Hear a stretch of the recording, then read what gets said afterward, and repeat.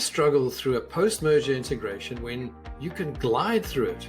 Why deal with the PMI integration challenges when you can overcome them even before they occur? Why move slow when you can move at pace? What are the world's leading PMI experts doing right now to achieve profit-accelerating integrations? This podcast will give you all the answers to these questions and many more.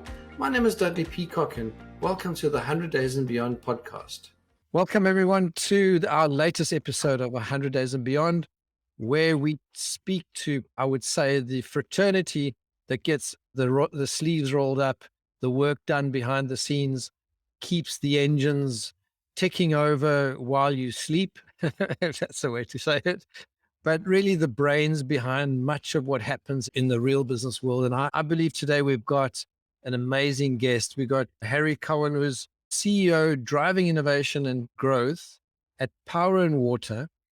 He's a director, board member, NED, coach and mentor, done mergers and acquisitions, which we're going to want to hear about that. And obviously integrations, transformations. I think that's a topic that's very big on people's minds. Well, yeah, I think to a certain extent, some people might see it as a bit cliche, but I think transformation is still very, very real. Leadership, strategy, and then Rugby Union Referee. And that's going to be the nice part. I think right now we're having a rugby festival and I'm quite enjoying going through that journey, but we'll talk about that much later. Welcome, Harry. Thank you for joining me on the show today. And yeah, welcome. Thank you for joining us. Pleasure, Dudley. Yeah, nice to be here. So tell us a little bit about your journey, because I mean, when I had a chat to you briefly before the podcast, you had some amazing stories to share and you had got some incredible background. I love the excitement that you bring to what you do and also the passion. And I think that's the hallmark of this industry, the passion, the love for it, and the sheer, I think, determination just to be better, to improve, to sharpen your skills, to broaden your skills. I can carry on probably for the whole hour if I could. But Harry, I want to hear from you. So tell us, how did you get into this, and tell us a bit about your journey? Okay. So in fact, the very first two acquisitions I had was when I was in an actual executive role. I was first of all with a startup life and pensions company, number 4 on the head count. So it was very early days there, and went in the CTO. We then acquired, and it was a very avant-garde company, very pushing boundaries, very different product range. We then acquired, it was an American parent-funded exercise. We acquired quite a traditional company down in Bristol, who had a very, very different client portfolio base from the ones that we were building ourselves. So all of a sudden I was in London, and I was going down to Bristol on a regular basis, and realizing that we were talking about culture differences that are a bit like Venus and Mars. They had a very, very mature policy base, used to, club work, very manually intensive back office function.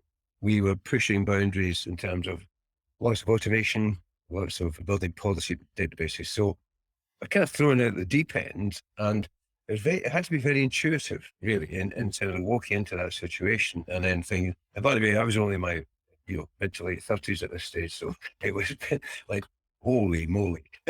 Holy moly. So anyway, so we worked our way through that one. Lots of experiences that come out of that. There may be a point to relay some of those as kind of what I call war stories as we go through the session. Then I was running another business in the computer services game, and we acquired a business up in Liverpool. Very small business. Once again, very traditional, very different from what we were doing. So I was learning my skills in the trenches, so to speak. And I have no doubt I committed several clangers along. Learn by doing and tripping over. Bruised elbows and bruised knees. Well, anyway, so that got me going. But I went through various stages of my career. I won't bore you with, or the audience. I then did move into the role of being a professional post-acquisition integration consultant and program manager. And then I did another 7 of those. So a fair, yes, quite. Wow. A serial offender. And coming out of that, I had actually been chief exec of a boutique program management consultancy. So I was really embracing methodologies. And there's a point, which we'll come to in a minute. I think there's a point that doing these exercises in every one of the latter 7, I realize you have to have a baseline of a methodology. However, it's not the only thing. It's not the only tool in the box. And what I learned from experience, and actually it gave me great enjoyment in doing it. And I do actually enjoy doing these really sort of almost impossible tasks. It goes back to, my early introduction to the client, and kind of like my job in doing that role is to realize the business benefits that underpinned the case for making the acquisition in the first place. So you don't do it out charity. So the acquirer has a business case, and they say we should acquire this business because it will do this and this to the combined operation. And I don't think one should ever forget that. There is a business case that, as the program director, program manager, whichever title you want to apply to it, you have to always keep that in your sights. There is a business case, and your job is to deliver those business benefits.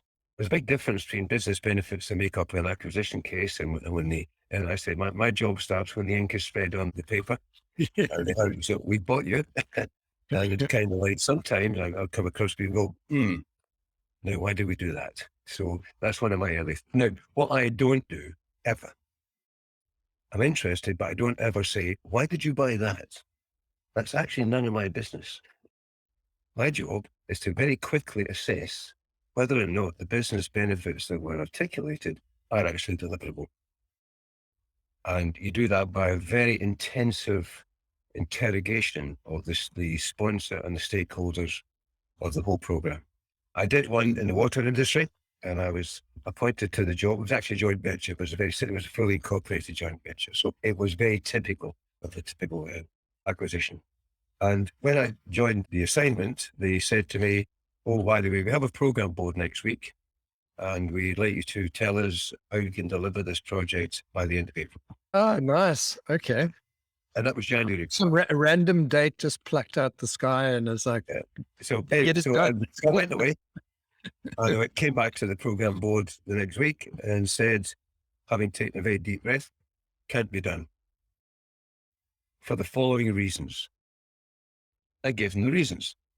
So they said, yeah, we kind of thought that. So when can you do it by? I said, the end of July, which we did. So I think you have to be bold enough to back up your analysis. And I gave them 3 or 4 very key reasons why that timescale was just totally impossible. And to their credit, as a board, yeah, fine.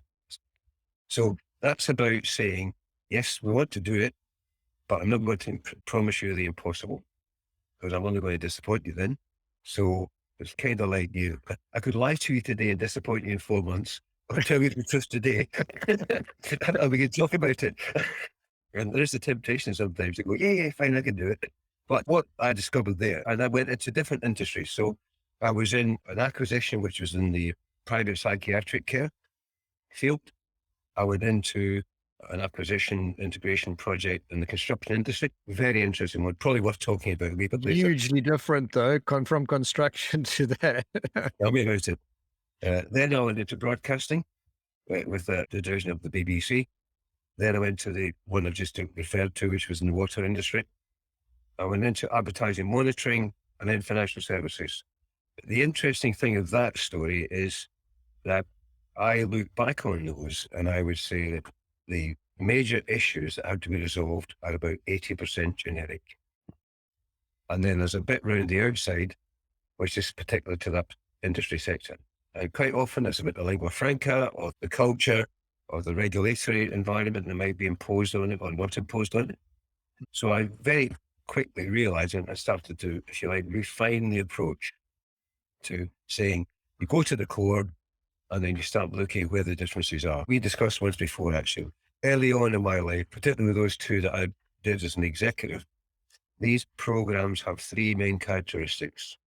And I've always come across them. And they are complex, they're political, and they are emotional.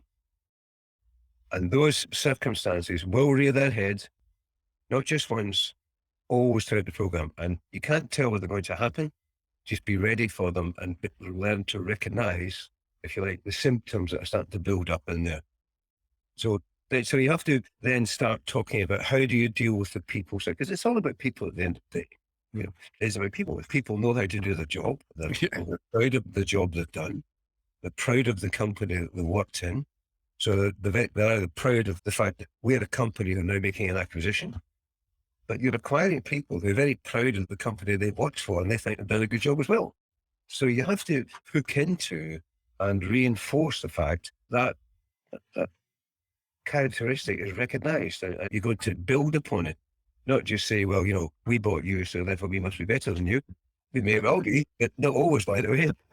And I've learned from experience that recognizing the intellectual capital that resides in the business that's being acquired is essential, because they are almost the jewels in the crown. If you harness that correctly and realign it, then you're well on your way to that acquisition, realizing its business benefits and the business case. So very early on, you have to understand what was the driver behind this acquisition, Mr. Acquirer. What were you looking for? Now, this is where I then draw back to a bit of methodology. Obviously, in these programs are complex, so you typically use something like MS Project, and you have the 500 activity plan, and that's all very good. And you can do that. You can do that in splendid isolation if you want. You can sit at your desk and do that all day.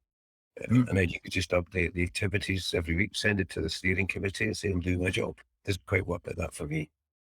So what I do then, in order to try and identify where you will have alignments and, more importantly, misalignments in terms of the business case, the desire and the objectives, and sometimes the culture as well. And this is where I get a wee bit formal. Part of my methodology is I have a structured interview. So I identify as the sponsor of the program. Generally speaking, appointed by the acquirer. And there's a definition of the sponsor. The sponsor is the individual who is responsible to the board for delivering the benefits of the program. And around them, they have stakeholders. And stakeholders are people who have a vested interest in the success of the project. Yeah. So I ask them all the same 15 questions. It's not a tick list. It's not, I do it conversationally, but I just make sure that I don't let any of the questions I want to ask, I don't want to miss them. And I literally will take verbatim notes and then feed that back to the person I've interviewed and say, this is what you said to me. Have a look at it and tell me whether that reflects what you think you said to me. And it gives them an opportunity, because when you're in that conversation, you get kind of diverted. So the beauty of that is I can look at that, all of those. It can be one sponsor, or maybe sometimes a dual sponsor, which is very difficult, but you'll maybe have up to 10 stakeholders. And I pull together what I call the overall program definition. Now that sounds very heavy and very formal, but generally speaking, you can get through it in the first 7 days. And then I'll present that to them. Yeah, absolutely. Yeah. If you work hard at it. And for me, I think the important thing isn't this, right? This is question 2 now. You do start, no, you haven't had question 1 yet. You can't get to 3 until you've done 2. No, I do it conversationally, but I make sure I don't miss any of the points to the people. And then I can give them back a program definition which says, this is a summary of what I heard. And by the way, some of the questions are about, what's your vision of the success of this program? How do you see it? How would you measure it? What does success mean to you? There has to be not necessarily empirical, but it has to be measurable in some way or other. So it's not like everybody's smiling, but it could be that we haven't experienced a high absence rate or a high fault rate. So there are kind of KPI type stuff that you have to do. And then you will build in that a series of criteria, which when we tick them all off through the program board, we go, we've done the job. Okay. It's a very straightforward process. That's quite thorough. I mean, 15 decent questions is thorough. You're probably going to be busy for a while. I mean, 15 questions sounds like quite a detailed meeting. Yeah, it takes about an hour and a half, really, if you do it correctly. And then you have the second review, so that can, please God, we can do it now, actually. And those that you do face to face, and I go to people. So I used to travel up and down the country. If it was a fairly diverse organisation, I'd be travelling to, in one case, Inverness, Exeter, London, Glasgow. For a period of time, every week, I got to sleep in from Watford Junction up to Inverness. But anyway, so I summarise all of that, go back to the programme board, now, what becomes very obvious there is, are there any glaring misalignments about what people expect to come out of this? Because if you don't address these, it's back to that little sort of humorous comment I made. I could lie to you today and disappoint you in 6 months, or we can face the truth today and we can do something about it. And I think unless you set your stall out as the program leader, or whatever the title may be, I've been called all sorts of things, especially as a referee. But so that's a bit of methodology, and underpinning that, you do the classic stuff, identify risks, classic program management stuff.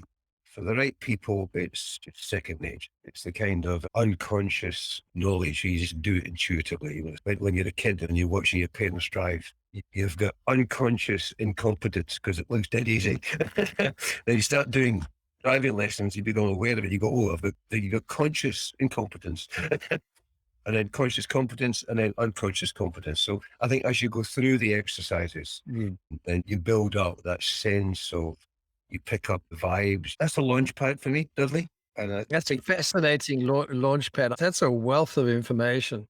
And it's not something that, you call it intuitive. There should be credit given where it's due, because I think when you have a practitioner of your stature, it seems intuitive to you, but not everybody feels that same or has that same skill set, talent, or whatever it is.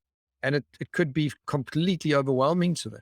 So intuition, it could also just be a really good attribute, good talent, getting that sense of the environment you're in, which is a complex environment. There are so many moving parts, and having the ability to see not only the big picture, but be able to drill down into the small component parts. I want to come back, and you said the word interrogate, and you said the word interrogate as it relates to the business case.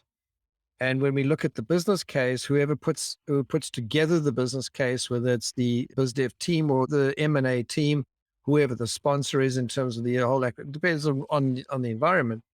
But what was interesting, I just want to fully understand that. So part of the first part of your process appears to be that you'll first go and have an interrogate, and maybe I'll you expand on that a little bit, what you mean by that, the business case or the people that have put the business case together, so that you can fully understand that. Would that be the correct? Yeah, I used the word interrogate, and quite advisedly. So I basically said to him, give me a summary of your business case. I will go and read this because I want to understand what the drivers were behind this acquisition. Okay. I want to understand what you've promised your board or your private equity company or whoever's funding this. And that gives me a sense of scale, and it gives me a sense of the objective behind it. So it's the written word. So when I say interrogate, I'm talking about, I'm really looking at the business case. Because at this stage, you are, generally speaking, I'm signed up to an NDA, so I'm committed to do all sorts of confidentiality. And if I can't see that, then I'm having to do the job blind. Now, that helps me then go into the interview stage that I was talking about. So I wouldn't be interrogating in a sort of a, Well, we're not talking about sort of police or military style. No. We're talking about business style integration. In other words, Right. you're testing the business case. You're making sure that you've asked the right questions. You've interrogated the information in the sense that you're just testing it. You're making sure that it makes sense in terms of what the initial premise or the initial intent was. That's right. That's what I heard out of the word. That's exactly it. And also you're looking at the realism of timelines and the realism of timescales, the whole scaling factor, like the wee story I told you there, we'd like this done by the end of April, can't be done for the following reasons. So it has to be for the following reasons. Well, you've got to get it's not like, no, it can't be done and that's the end of it. It's like, this will come up, but this is actually the reasons why. Well, and if you can't articulate that, You just kind of like saying, I'll try and get as long as I can. You know? Plus minus. So, 'cause when they came to me, they said, well, when do you think it can be done by? And I said, the end of July. And we did. I think you have to be professional as a practitioner in that regard. You don't just say, I don't think this can be done. You're going back with good reasons. You can sign up to say, well, if I can make it a bit quicker, I will. But if you want my opinion, my professional opinion for these reasons, then it's going to be around about then. So I'm gonna challenge it a little bit. You're 100% correct, but I'm gonna challenge it in the sense that how do you do this? We've got a scenario where you've got the acquirer who has a business case. They have an intent, they have a vision, they have a picture in their minds in terms of what they want. They've got dates, they've got timelines, they've got a list of, let's call it the value creation, the synergy capture, all those fancy things, what they want to achieve.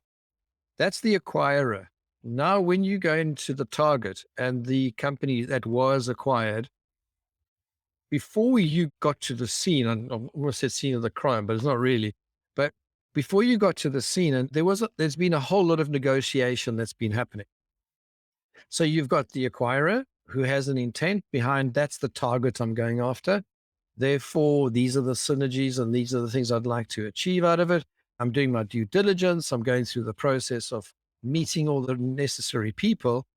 However, in a lot of deal negotiations, they tend to be limited to the target's upper echelon, the leaders, or just a handful of individuals of the target company. And I would say 99, I mean, I'm just putting a figure out there, but let's say 99% of the organization is totally unaware Correct. that they're being acquired or that there's negotiations taking place. Then you have this situation where you arrive as the person with this vision and mandate that you now have understood and need to come and implement. And the people who are the target or have been the target, they have their own sets of outcomes they would like to achieve. So some of them might be exiting. Some of them might stay behind as management because that's part of the negotiation. Some of them might be too young to retire, etc. Some of them might be integral in terms of, I think you said, intellectual capital, critical to the conversation. Yes. After the deal's done. So I'm going to throw this out there. So you've got now this grand picture coming in. You now have a new set of individuals that have their own pictures in their minds. Now you've got to do matching or trying to align those individuals' goals because they're going to be somewhat different. Yes. The key staff and then the leaders that are staying behind, because not everyone's going to stay behind. But how do you just tell me about that nuance? Because you must have, with that many integrations, that for me is, let's call it a gray area. Let's try and solve it for the audience. Okay. So you're right. So most of these acquisitions are blind to the acquired because it could be market sensitive. It could be price sensitive. It could be price affecting, particularly with listed companies. And some of them are listed companies as well. So you are actually having to work in a very, very tightly controlled environment where only a few people know that there's what's going on. And funnily enough, as it goes through, then the people who are in the know on the list of inclusions, if you like, to the deal, I mean, I've seen that build up to like 40, 50 people. Certainly bigger organizations. The smaller ones is much smaller than that, probably half a dozen on each side. And so you're looking at the business case, the due diligence, and you learn to figure out whether due diligence was deep or it wasn't. And sometimes due diligence on an acquired target has got to be done remotely. So there's a lot of desk work. You don't have a chance to go by, interviewing people and say, what do you think? How do you fancy being acquired? You learn to recognize, have they looked at perhaps the difference between the technology environments, which you can do remote. Have they looked at, some of the basic business stats? You look at the numbers of people. Are they equal? Are they, one of the early acquisitions that I did, the acquired was many times larger than the acquirer. That's significant. Yeah.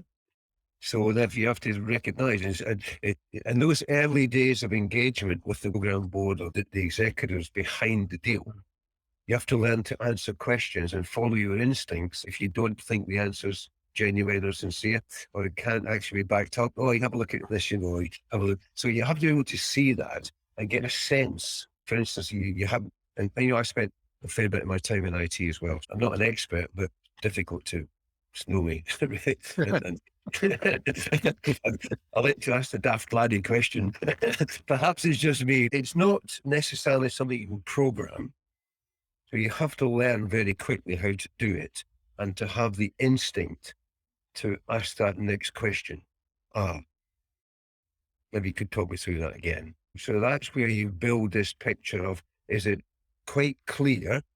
Are the key parameters like IT environments, terms and conditions, pension schemes, are they different? And these are all pretty well things that yield to due diligence. So they should be there. If they're not there, then that builds time into it. You go, well, look, you have to spend time on this, because negotiating, a final salary scheme versus defined benefit scheme would take a long time. It was going to take more than a week. Trust me, Mr. Client. And those are the parameters that will translate into time on the program.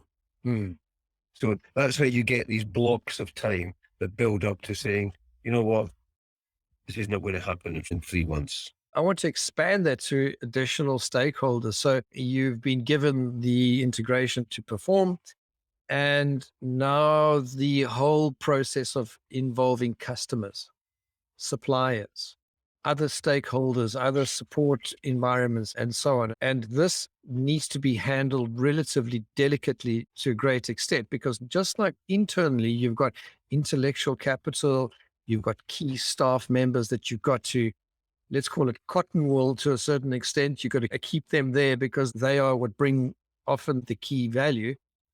But then losing customers quickly after an acquisition is probably not a great thing. So that's a potential risk area. Tell us about that. How do you overcome some of those, let's call it those very high risk things, key staff, customers, supplier arrangements that now all of a sudden potentially might have to be reviewed because of a different organization? Tell us a bit about that.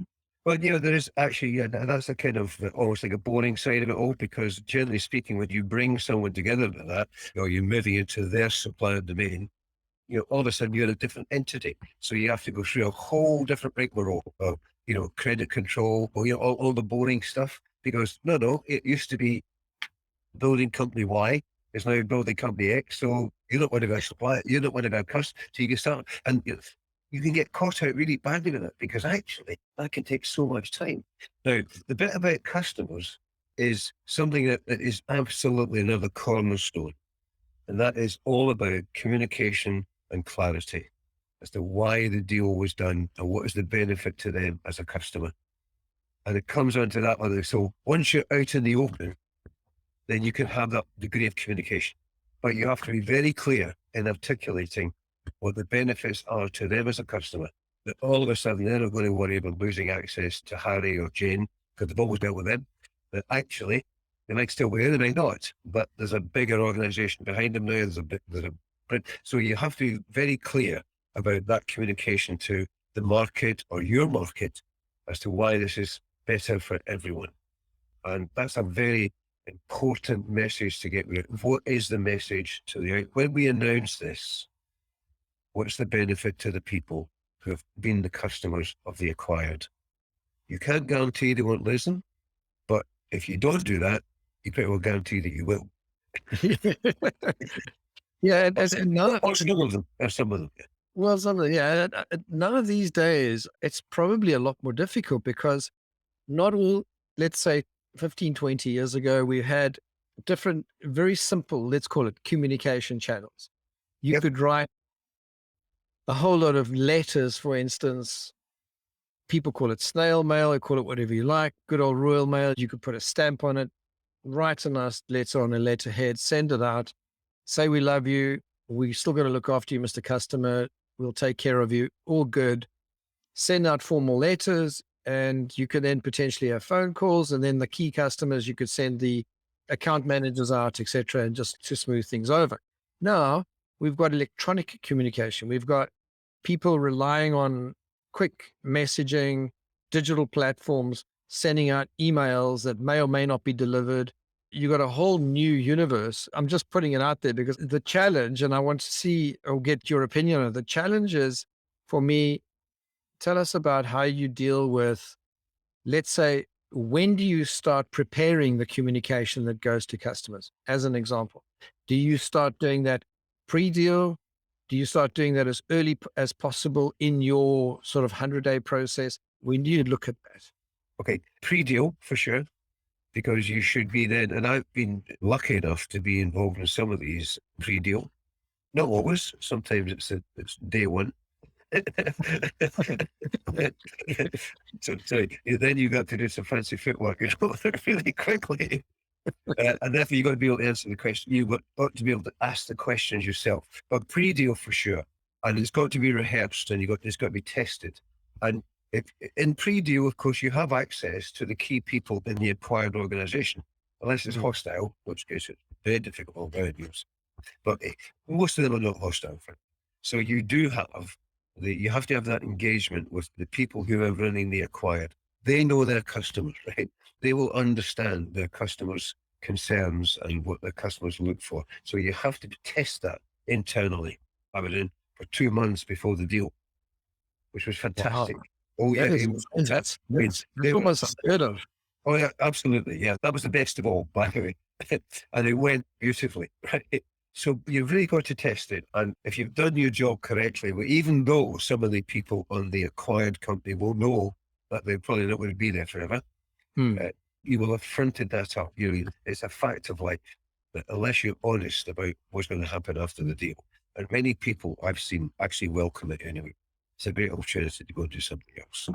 So get that. And then I think the key for that is to make sure that message goes out. But it's interesting about not just suppliers or customers, it's also to the people. And I have a little term written down here which is about be seen, be present. So as soon as you do, walk the floor, right? And where we had multiple major organizations, we deployed people the night before. When the announcement was made, they walked the floor. They were present in the building. They weren't afraid to go in and be introduced as the people who just now become the other parts of. That is absolutely important. Walk the floor. Don't be afraid. Walk it with almost a sense of humility in a way. It's not, that's thing you said about, well, we bought you, so we want to do better. But there's a big investment. It's a bit like, one of the things I say that it's a bit like launching the space shuttle.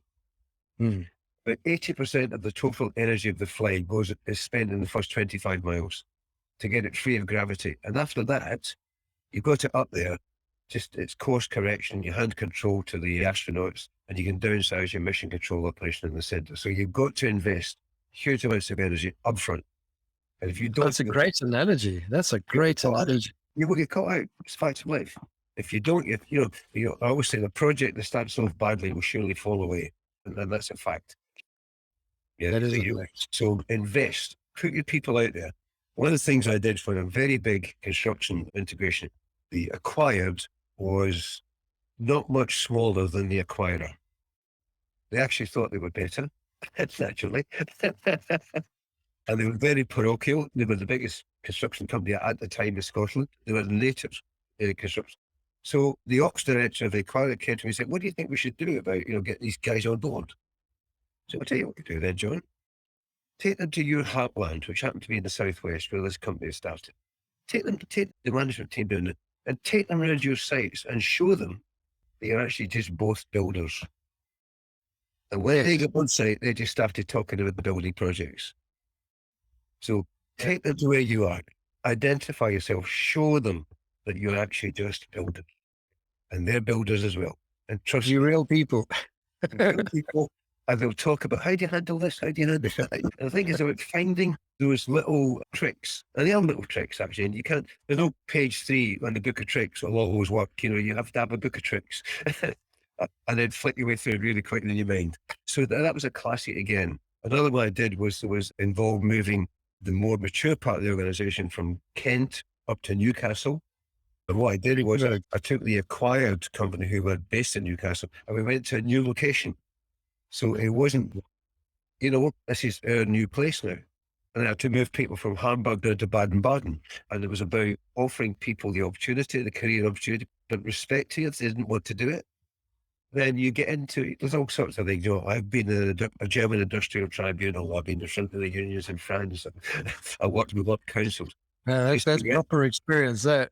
Just be ready for it, That's what I'm saying. Just be ready for these things. They may or may not happen, but don't get caught out. Yeah? It's a bit like back to my refereeing. Always have 2 whistles, because if you fall over, you get your whistle for the match, you better have another one, I've seen with refereeing these days, they need 2, they need a backup, and all that, because the one might fail. Yeah. And the thing about, being seen and being present and walking the floor is you need to, back to that messaging we talked about, the people representing you need to know what the core message is. And they mustn't be afraid to face a bit of hostility, a bit of suspicion, a bit of resentment. That's back to that emotional dimension. There's some basic complexities like IT networks, like new payroll systems, like new accounts payable systems. I call complexities. Then you've got the political bit, which is probably the board level, how they're going to come together. And you got the whole emotional thing. There's the Fisher curve about the transition, where it starts off uninformed optimism, then all of a sudden something changes, then start to get anxious and anxiety. And the bit below the line, the Germans call it the valley of tears. So everybody has to go through that. The valley of tears, as the Germans call it. And then you climb back above the line again. And your goal at the end of that is that you've done the job in such a way that the staff of the organization have a new psychological contract with their new organization. So they've got to be comfortable.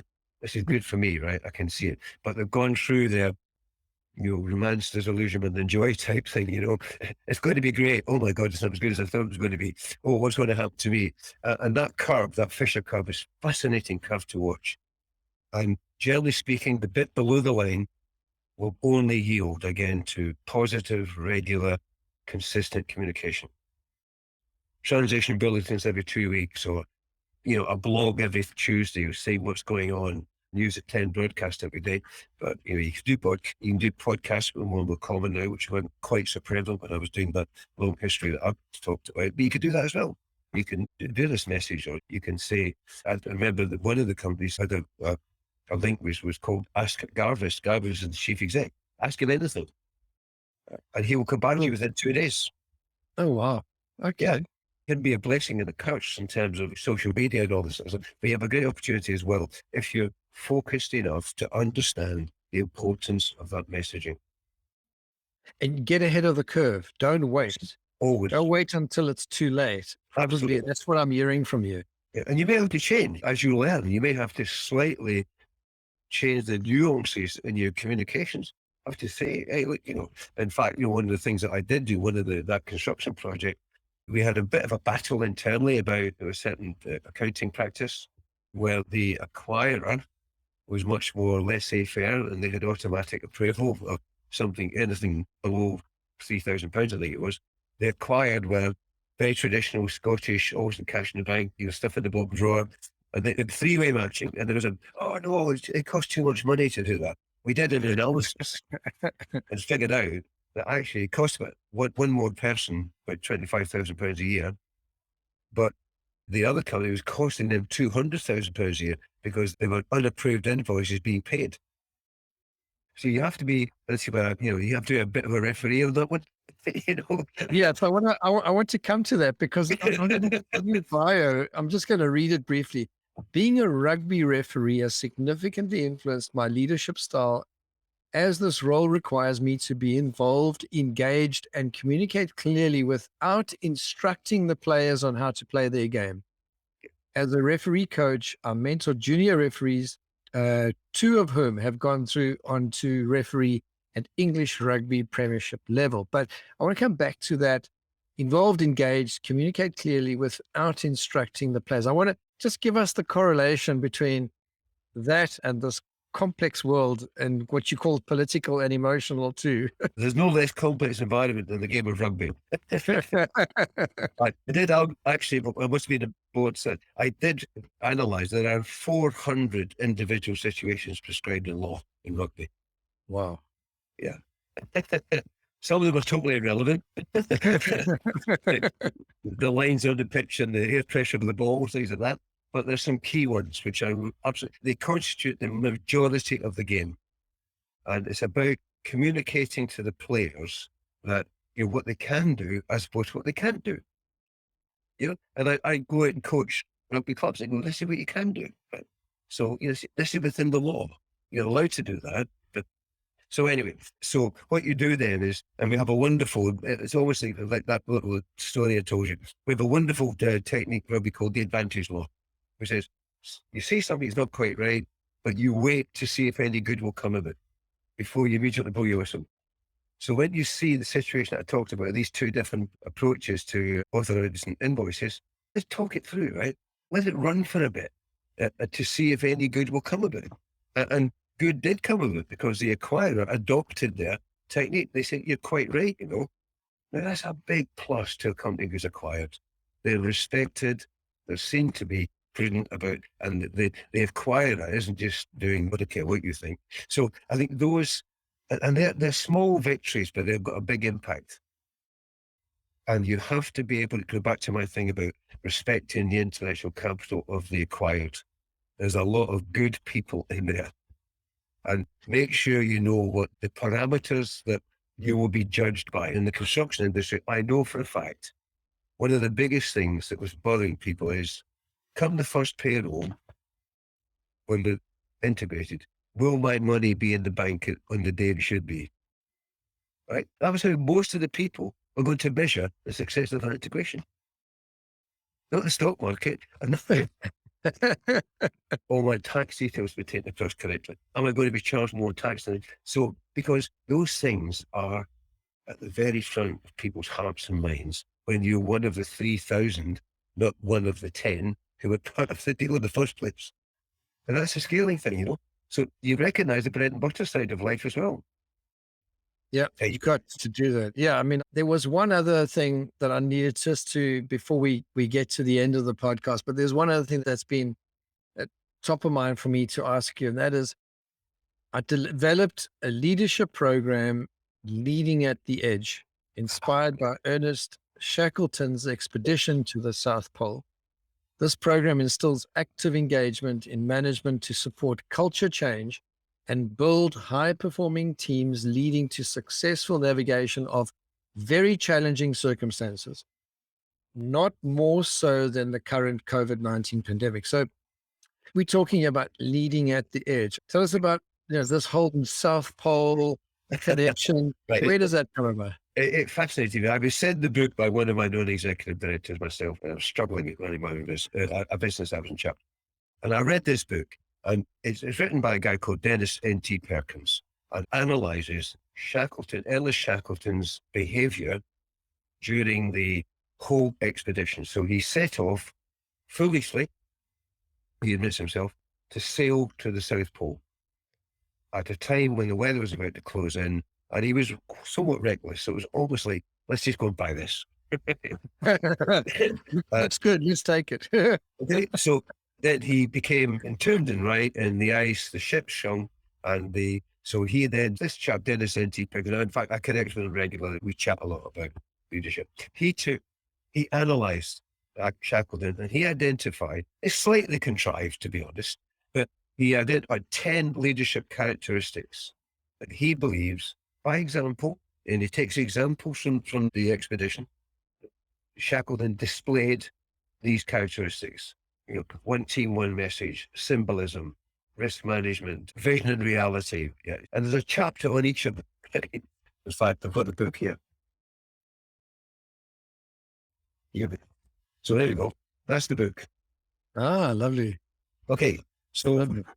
every acquisition exercise I've done, I take both management teams, the senior management teams, and other teams that they want me to do it, and I bring them together, and we go through the Leading at the Edge program. They all get the book, And we go through a chapter at a time. We have an opening session and then we take. So next week, we're going to talk about symbolism. What do you mean by symbolism? In the old days, the chief exec always had a parking space nearest the door in case it was raining, you know, or they had a management room, dining room. So there was a symbolic statement about that I'm better than you. So we are always symbols in one way or another. Give it a negative symbol or a positive symbol. So it's very much, it's not a chalk and talk. We get in a room, we bring the management teams together, and we talk about, are you a risk taker? Oh yeah, how would you rate yourself? 9. What's the biggest risk you've ever taken? And you get to tell you, right? And then we talk about team values, and all I do is a bit of thought leadership. By the way, I'll go look. When I was running the job at Beaufort, this is a classic case. This is something I got into, and I just talk about a real life example. Something that happened to me. It might not have gone well. It might have gone really well, but it's an example, and they're all factual. So I write them in the margins of the book, little examples. I say to them, I want you to write in the book. And you'd be surprised that many people are horrified at the thought of writing in the book. I can't do that. Anyway, all I do is I'll give you an example. Then I say to them, so have you got something that resonates with this? Now, what's really important is, if somebody says, well, what I would do is, I go, no, stop there. I don't want you to tell me what you would have done. I want you to tell me exactly what happened. Describe the situation to me. I don't want a theoretical answer here. Now, so what you get is you get 2 management teams who are coming together, and all of a sudden, it's a bit like my building, thing, let's go to your heartland. They realize they've all got the same problem, really. And whilst it's a leadership lesson, it's also a bonding exercise for the teams. So all of a sudden, they realize that we're not talking about aliens here, we're talking about people who still struggle the way they do to do their job. It's the most rewarding program I've ever run in my life. It's fantastic. And all you do is lead them along the way. It's about sharing life's experiences. And all of a sudden you go, God, I've had a situation like that as well. How did you deal with it? And all of a sudden the barriers are breaking down, and they become part of the same cadre of people who are still trying to do the job. I wax lyrical about it. I love delivering it. It's a real privilege to deliver it as well. But sometimes I just kick it off and then sit down on the sideboard or something, just watch them get on with it. And then pull it together, And at the end of it, there's a leadership assessment exercise in the book where I asked them to fill it in to establish and give them their own view for how do they stack up as a leader. You know what? Every time I've done it, I asked them to do it again. And at the end of it, they play themselves down compared to what they said in the first place, because they realize just how tough leadership is. And I will say to them, look, Shackleton was a life-threatening situation. This isn't life-threatening, but it could be lifestyle-threatening if we don't get it right. Yeah, that's quite profound, but yes, you're right. So anyway, I would recommend the book to anyone. It was probably one of the most informative, challenging, and motivational books I've ever read in my life. Many people say when they write books that they almost find themselves, they find their voice, they find the journey of writing the book. One of the most rewarding things you can ever do in your life is, regardless if someone reads it or not or ever uses it, but just the journey that you take in articulating your heart, your mind, your soul to a certain extent into a number of pages. And I think it's an amazing achievement, and your passion and your enthusiasm for what you do, how you do it. That's why I said at the beginning of the episode, I thought, you definitely going to show the passion, and you did. Well, one of my unrequited ambitions is to write a book. It would be Harry the referee. It would be kind of, Harry the wanderer through life. That's definitely needs to be something that everybody does. I think so. Is very rare. Yeah. You'd make an incredible author. I think just putting together a lot of your stories and so on. Let's start balancing it out now and start saying, Harry, you're a busy guy. You've done so much in your life. How did you maintain? I mean, these days people are talking a lot more about the stresses and strains of work and long hours and all that type of thing. I remember in my early days, I mean, the amount of commuting, I mean, you know what it's like. You're in either traveling by motor car, you flying somewhere, you live in airports on a boat if you're All of the above. the pressures and challenges of those days. I mean, I remember my early days taking the A to Z, trying to find the customer in the first place or trying to find the meeting venue. These days, it's so much easier with technology, although it's so much more complex, if you like. The stresses and strains, I don't think have changed. I think it's just maybe, and this is maybe I just want to ask you, you've had a really good career. What do you see as the changes in sort of the way we work now versus, when you first started? Right. Okay. You're becoming a bit more statistically driven. People want to have your 15 or 54 KPIs that you update every day. Yeah. It's all very well, but there's probably only about 4 vital signs you need to measure to figure out whether it's working or not. But I remember doing an assignment. It wasn't an integration. Well, one of the divisional heads said, "You very proudly, I have 150 KPIs that we measure." Oh, wow! Just picking them up is already a big job. Right. Yeah, so I think you've got to keep distilling it back to the basics. And go back to my rugby analogy, I talked about the 400 situations in law. Sometimes when I'm speaking to players, I go, listen, it's a complex game, but there are 3 things to bear in mind. Stay on your feet, stay behind the ball, and pass it backwards. And and you'll stay in trouble with it. So it's about what are the 3 or the 5 critical elements that you need to sort of build into your articulation of your program and they become your mantra and be consistent all the way through. I think doing that. And so people are driven by statistics, time after time after time. And I think you have to step back and go, right, how are we actually measuring success? And one thing that you have to be careful that if you do a program in a clinical way, yes, you may well move all the PCs onto the same network or into the same payroll system or all that stuff. But if you've lost that other, and I'm probably sort of focused on by the people side, if you don't get that bit right, it's a bit like, and this sounds very macabre really, you could step back and go, well, the operation was a success, but the patient died. I love that. Because you didn't take the beating heart of the organization with you.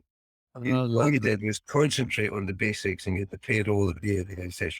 And if you disconnect those two, you're running a big risk about whether this will be. Somebody says, what makes a successful project? Not that you completed it on time, but actually 6 months later, what you set out to achieve is actually being achieved. Mm-hmm.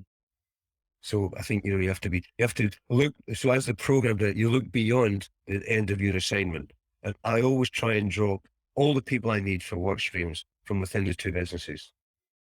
And then they're not dependent on me, And then, so my vision of success is somebody says, well, where's Harry? I haven't seen him for 6 months. He just disappeared, Hey, there you go. I can it's a very philosophical approach, Dudley. But it's based on a platform of a methodology and an approach which is quite consistent. And I think if you don't do that, you can't be flying by the seat of your pants all the time. You've really got to know where the hotspots are and the sensitivities are. You've earned your stripes in terms of once you've learned and obviously implemented the core things, you can be philosophical about it and you can actually say, these are the core principles of life, if you like, or these are the core principles of things, because you understand what it takes to get to that point. And I just love it. I probably could speak to you for hours. Harry, you're fascinating. I'd love for you to come back on the show again sometime. Love to. I want to just finish off by saying, how do people get hold of you if they want to speak to you, if they want to get hold of you in terms of whatever it is that they do? I'm on LinkedIn, Harry-Cowan. I'm on LinkedIn. And, I will talk to anybody. If somebody's even thinking of it, if they want to have a cup of coffee with me, let's have a chat. Love it. There's some fairly basic methodology types stuff, but most of it is about life experiences, war stories. And yes, you have disappointments. Yes, you have setbacks. And just recognizing how you take people with you. And I do that when I'm refereeing rugby matches. You have to take the players with you, but be prepared. I reckon you have to go from obscurity to total authority. You go, let the game run, and they go, stop, that's enough. Yep. Short, sharp statements. When I'm telling somebody off, most players stand there saying, well, as soon as he stops talking, I'll get lose my game. So I always say, Dudley, 2 penalties, last 5 minutes. The next conversation we have will be a very short one. Do you understand me? Because then you've got to answer me. That's brilliant. Brilliant. Harry, thank you very much. It's been a pleasure. And you've allowed me to relive some of those really fascinating experiences as well. That's great, because you sometimes lose them in the midst of time. I've relived them, and thank you very much for the opportunity. No, your passion is unbelievable. That's why I thought you'd be brilliant, and you were absolutely brilliant. Thank you very much. I'm going to say goodbye to Harry. Thank you, Harry. Goodbye to the audience. Thank you very much for joining us again on another episode of 100 Days and Beyond, where I believe it's the platform, the only platform for those unsung heroes of the integration, of post-acquisition integrations, post-merger integrations of the M&A world, where all the hard work gets done and where the real people and systems and processes and things. And I think you said it very well, Harry, complexity, the politics, and the emotional side of things. Those 3 areas, absolutely well said. Thank you very much to our audience. Join us on our next episode, and all the best. Have a super weekend. Have a good day. Yep. Thanks a lot. Bye now. Hi, everybody. This is Dudley again. And if you need help with a future or existing post-merger integration, I want to invite you to arrange a free, no obligation meeting with us. During the meeting, we'll find out exactly what you need, what your challenges are, and we'll explain how our unique PMI slipstream method can help you. Simply call us or visit mergerintegration.co.uk. It's mergerintegration.co.uk, or come to our website, skillfulpursuit.com.